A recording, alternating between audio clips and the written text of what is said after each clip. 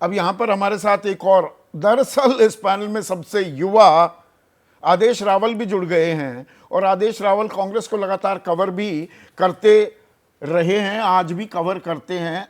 यहां पर देखिए, एग्जिट पोल भी आदेश थोड़े से डिवाइडेड हैं, ज्यादा प्रतिशत 60 से 65% अगर मैं मोटा मोटा एवरेज निकालूं, एग्जिट पोल कह रहे हैं महायुति की सरकार बनती दिखाई दे रही है। लेकिन महाविकास आघाड़ी ने भी अभी अपने पत्ते डाले नहीं हैं, और वो तो हेलीकॉप्टर भी बुक करा रहे हैं, रिजॉर्ट्स भी बुक कराए जा रहे हैं, होटल भी बुक कराए जा रहे हैं। तो यहां पर किन आंकड़ों की बात हो रही है? अभी तक तो हमने एग्जिट पोल की बात की, कांग्रेस के अंदर खाने खेमे में कितने आंकड़े की, किस फिगर की बात की जा रही है?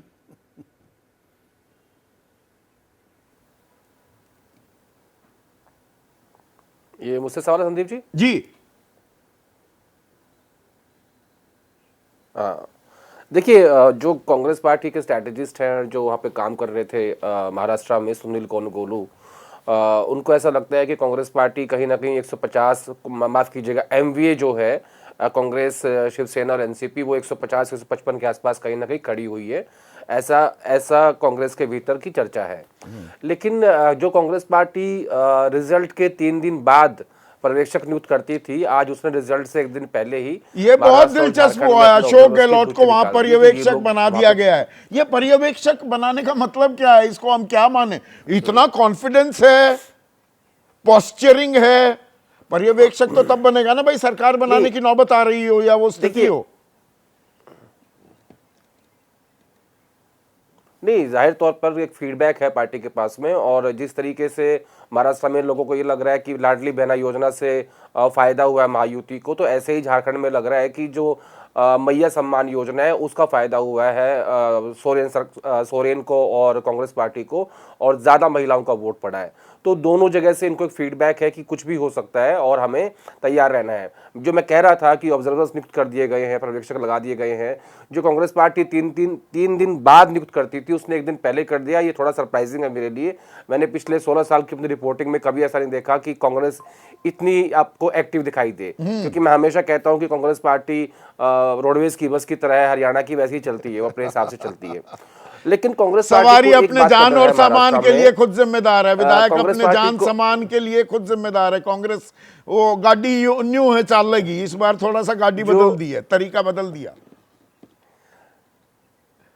दी।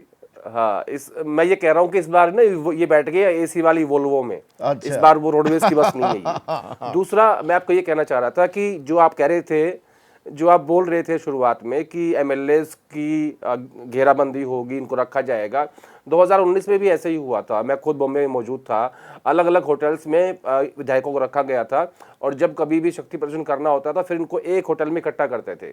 तो एक होटल में एनसीपी के, एक में शिवसेना के और एक में कांग्रेस पार्टी के विधायक रखे गए थे। ऐसा ही तब भी हुआ था, इस बार भी हुआ है। लेकिन संदीप जी, पता है सबसे बड़ी समस्या क्या है महाराष्ट्र की? वहां विचारधारा नहीं है, वहां व्यापार धारा है।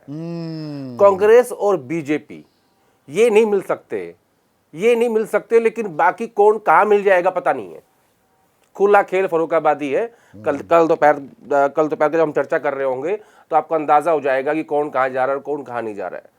तो इस व्यापार धारा के बीच में महाराष्ट्र का प्रेडिक्शन करना बहुत मुश्किल है। रिस्क लिया है संजय जी ने और प्रदीप गुप्ता जी ने, हर बारी लेते हैं, इनको आदत है, हमें तो है नहीं।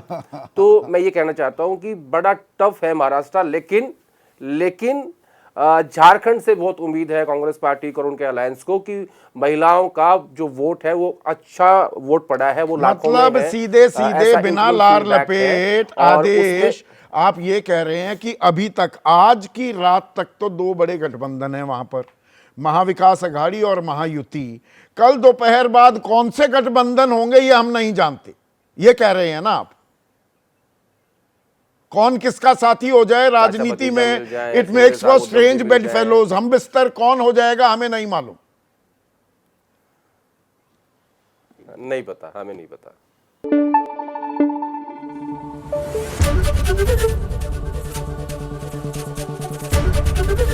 एबीपी न्यूज आपको रखे आगे।